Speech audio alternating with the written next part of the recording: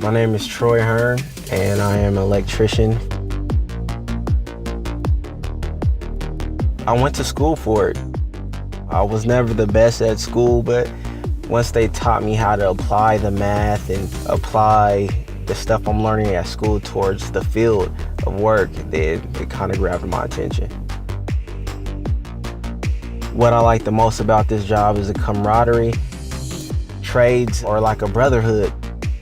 Everybody wants to help each other and also provides me and my family with a great lifestyle that we couldn't even imagine. I have a son. He'll be 16 in October.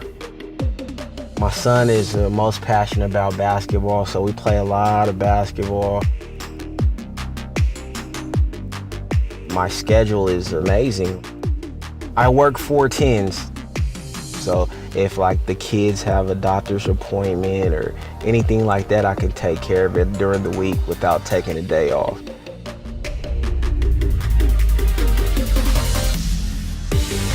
It's definitely a benefit to my family and to me.